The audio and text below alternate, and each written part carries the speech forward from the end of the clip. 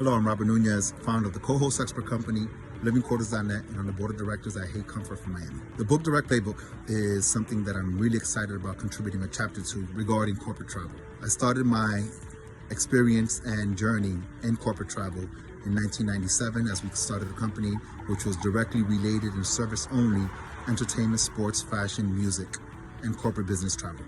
We ran the company for 10 years. Then we got involved into the real estate purchasing and development. And now, 24 years later, we've now combined the corporate travel experience with the real estate industry, and now we're leading the corporate rental market here in the Northeast United States.